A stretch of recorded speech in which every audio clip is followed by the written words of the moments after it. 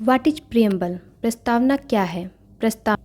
संविधान के विस्तृत विवरण का संक्षिप्त स्वरूप है जिसमें संविधान के आदर्शों, उद्देश्यों, सरकार के स्वरूप, संविधान के स्रोत से संबंधित प्रावधान और संविधान के लागू होने की तिथि आदि का संक्षेप में उल्लेख है। प्रस्तावना की उपयोगिता। प्रस्तावना में हम क्या करेंगे, हमारा ध्येय क्या है और हम किस दिशा में जा रहे हैं का उल्लेख मिलता है। इसलिए संविधान में प्रस्तावना को संविधान की आत्मा कहा गया है। प्रस्तावना संविधान का अंग है या नहीं?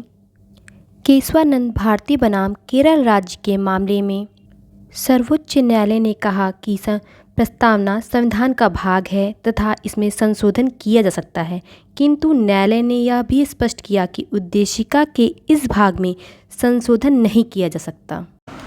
भारतीय संविधान के भाग 1 में अनुच्छेद 1 से 4 के अंतर्गत भारतीय संघ एवं उसके राज्य क्षेत्र का वर्णन किया गया है। संविधान के अनुच्छेद 1 में निर्धारित किया गया है कि भारत अर्थात इंडिया राज्यों का संघ होगा, जिसमें भारत शब्द देश का नाम व संघ शब्द शासन प्रणाली को दर्शाता है। अनुच्छेद 2 के अंतर्गत संसद विधि द्वारा ऐसे निबंधनों और शर्तों पर जो वह ठीक समझे संघ में नए राज्यों का प्रवेश या उनकी स्थापना कर सकती है। अनुच्छेद 3 के अंतर्गत संसद विधि द्वारा किसी राज्य में से उसका राज्य क्षेत्र अलग करके अथवा 2 या अधिक राज्यों को या राज्यों के भागों को मिलाकर अथवा किसी राज्य क्षेत्र को किसी राज्य के भाग के साथ मिलाकर एक नए राज्य की निर्माण कर सकेगी।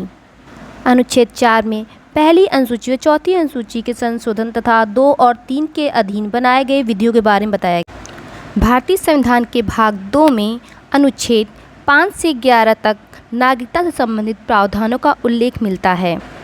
नागरिकता मनुष्य की उस स्थिति का नाम है जिसमें मनुष्य को नागरिक का स्तर प्राप्त होता है। नागरिक केवल ऐसे व्यक्तियों को कहा जा सकता है जिन्हें राज्य की ओर से सभी राजनीतिक और नागरिक अधिकार प्रदान किए गए हों और जो उस राज्य के प्रति विशेष निष्ठा रखता हो। अतः नागरिकता व्यक्ति को दायित्व, अधिकार, कर्तव्य और विशेषाधिकार प्रदान करती है। भारत में ब्रिटेन के समान एकल नागरिकता का प्रावधान है, लेकिन अमेरिका में दोहरी नागरिकता का प्रावधान है। भारत में संसद को नागरिकता के संबंध में विधि बनाने की शक्ति प्रदान की गई है, जिसके तहत संसद द्वारा भारतीय नागरिकता अधिनियम 1955 पारित किया गया है।